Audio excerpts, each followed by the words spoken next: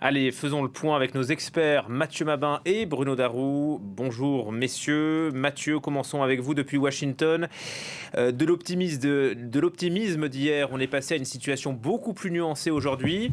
Bon, ce n'est pas la reprise de la guerre. L'armée américaine dit faire preuve de retenue, mais elle frappe donc en pleine trêve.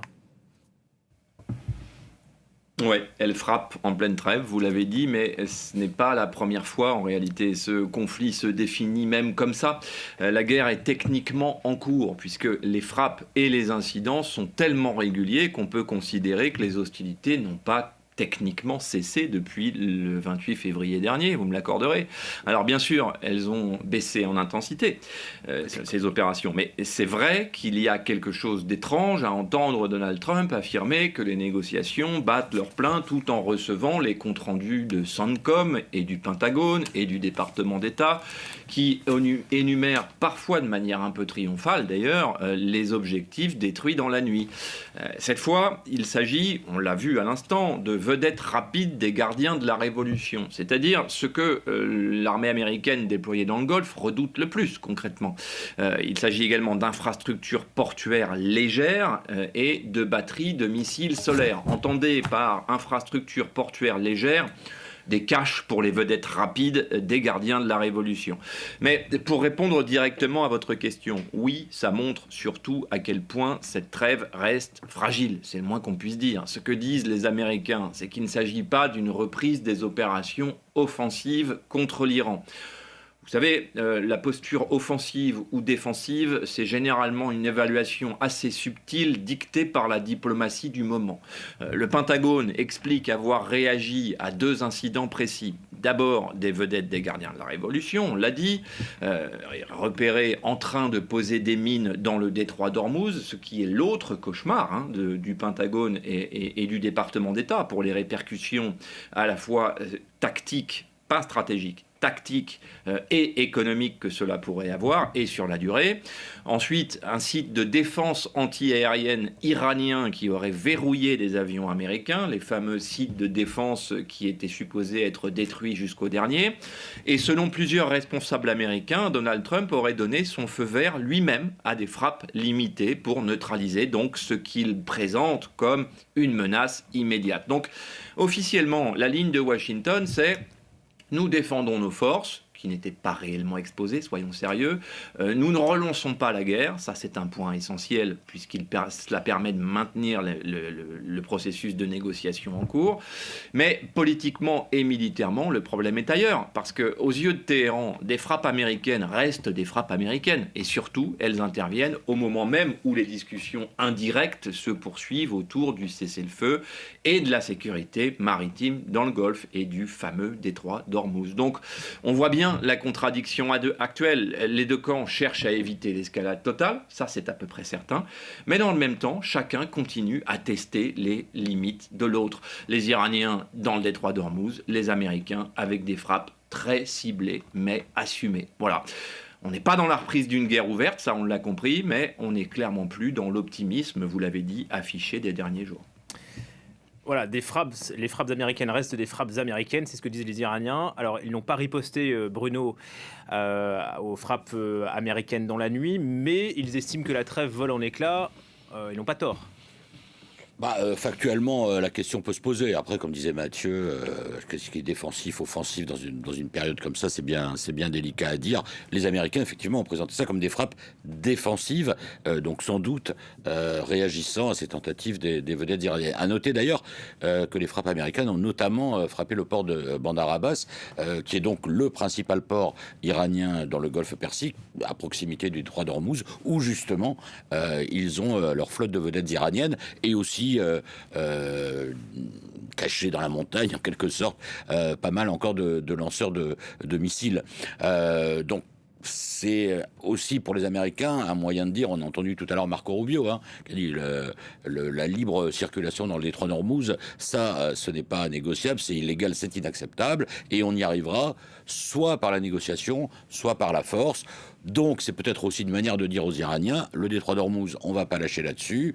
Soit on fait une négociation raisonnable, soit, si on comprend bien, éventuellement on envisagerait peut-être un recours à la force. Parce que sur la négociation concernant le détroit d'Ormuz, les Iraniens, pour le moment, si on comprend bien, ce qu'ils proposent, c'est à partir du moment où les Américains auront levé leur blocus contre les navires iraniens, les Iraniens disent à ce moment-là, nous, on rouvre le détroit d'Ormuz, mais Droit de douane. voilà, sous notre contrôle d'abord. Ils ont dit qu'en fait, le détroit d'Ormuz, c'est que les pays côtiers et qui peuvent en avoir le contrôle. Donc en gros, c'est eux-mêmes et en face, le sultanat d'Oman.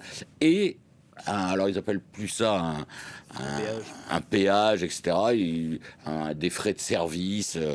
Donc ça reste une forme de péage. Et ça, les deux éléments, le contrôle côtier et les frais de service, on va dire, ça pour le moment c'est pas acceptable par les Américains. Donc on en est là et en fait il faut toujours avoir en tête que pour le moment ce qui bloque dans les négociations c'est la question du détroit d'Ormuz qui a été à chaque fois, il faut le rappeler quand même, amenée sur la table par les Iraniens, puisqu'on rappelle qu'avant le 28 février c'était pas un souci, et la question du nucléaire et plus particulièrement des 440 kilos d'uranium enrichi. Et là l'administration Trump serait prête, si on comprend bien, à accueillir ces 440 kilos sur le territoire américain. Peut-être que Mathieu va nous en dire plus.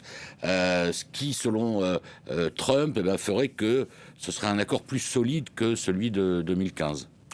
Je vous propose de compliquer encore un peu plus l'équation, puisque hier, Donald Trump a dégainé les fameux accords d'Abraham.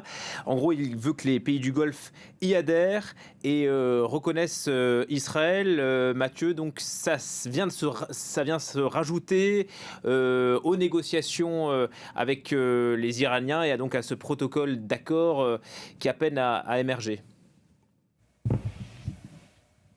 Oui, effectivement, et d'ailleurs, ça ne vous aura pas échappé, l'équilibre du Moyen-Orient n'a d'ores et déjà plus rien à voir avec ce qu'il était avant Donald Trump. Les accords d'Abraham, dans la vision de Donald Trump, c'est probablement la grande réussite diplomatique de ces deux mandats. C'est comme ça qu'il le ressent.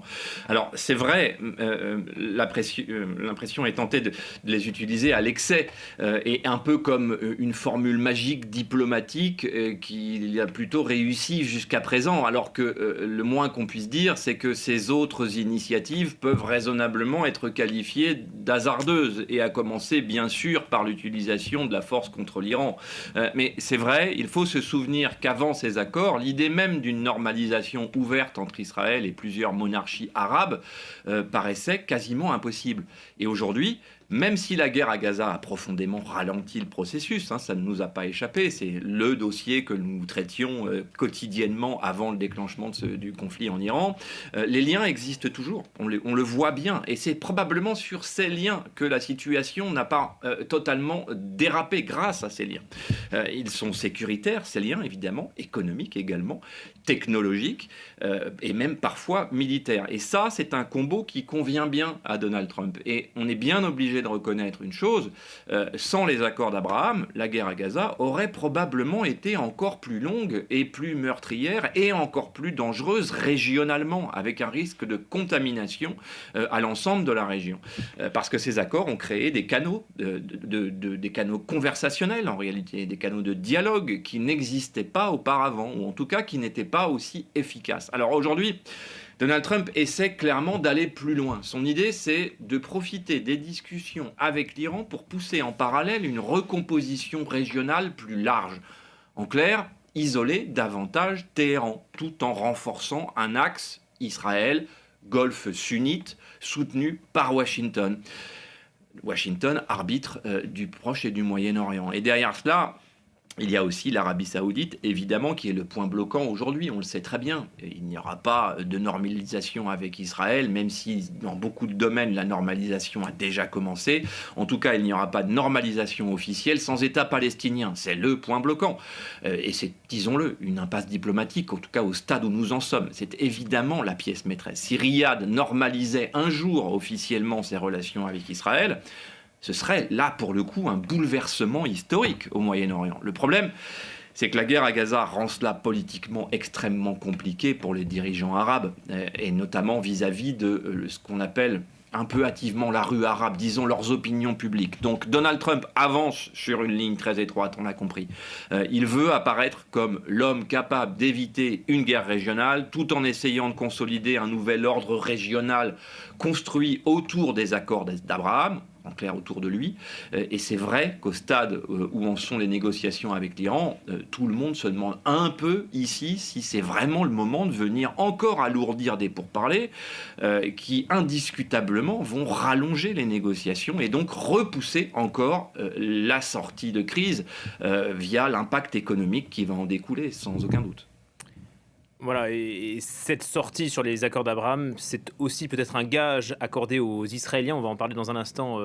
Bruno, les Israéliens veulent intensifier leur offensive contre le Hezbollah. Ce matin, les habitants de Nabatiyeh, dans le sud du Liban, ont été appelés à évacuer la ville. Cela augure bien sûr de nouvelles frappes contre le groupe chiite qui lui aussi bombarde à nouveau le nord d'Israël. Étienne Papono. Les pompiers luttent contre les flammes, tandis que les secouristes fouillent les décombres après une attaque aérienne sur ce bâtiment près de Nabatiyeh.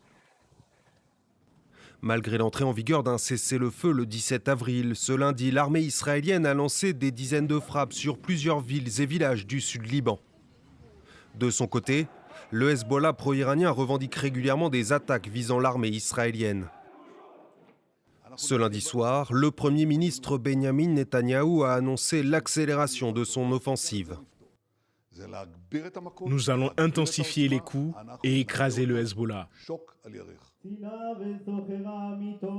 Cette annonce fait suite à la mort d'un soldat israélien après une attaque de drone perpétrée par le Hezbollah dimanche dans le nord d'Israël. Quelques heures plus tôt, le chef du groupe pro-iranien avait renouvelé son refus de toute négociation directe avec Israël et appelé les Libanais à manifester pour faire tomber le gouvernement. Les négociations directes ne bénéficient qu'à Israël. Le désarmement signifie la mise à nu du Liban, de ses capacités de défense et de résistance, et prépare sa destruction. C'est dans ce contexte martial que des représentants libanais et israéliens ont rendez-vous les 2 et 3 juin à Washington pour une nouvelle session de négociation. Voilà, négociation d'un côté, Bruno, mais intensification de l'offensive de l'autre. On a l'impression que Netanyahou, là, a les mains libres sur ce côté-là du conflit au Liban. En fait, Netanyahou, lui, il a ses intérêts bien compris, notamment des intérêts électoraux, parce qu'il va y avoir des élections législatives qui ont été anticipées. Les derniers sondages ne sont pas très bons pour lui, donc il s'accroche à cette situation militaire en pensant que finalement ça lui permettra peut-être de remporter même avec une marge étroite le prochain scrutin. Ça, c'est une chose, et de ce point de vue, il y a une forme, alors divergence c'est peut-être un bien grand terme, mais en tout cas une forme d'intérêts qui ne sont plus tout à fait les mêmes entre Américains et Israéliens.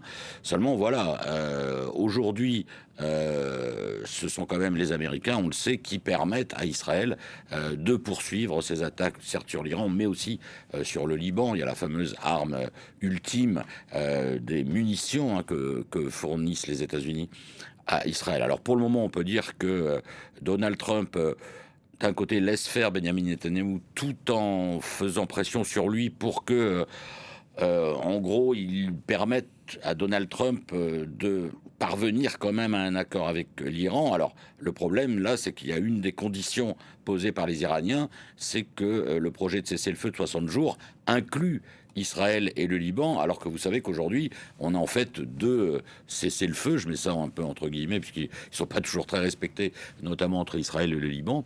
Et en fait, les Iraniens, eux, disent non, c'est un cessez-le-feu régional. Et on voit bien là que le Hezbollah, dont on a vu le chef Naïm Qassem s'exprimer à l'instant, le Hezbollah reste la clé quand même entre les deux conflits, puisque le Hezbollah est armé par l'Iran. Et donc, Pour le moment, pour résumer, Donald Trump laisse faire Benyamin Netanyahou. Jusqu'à quand? Jusqu'à quel point?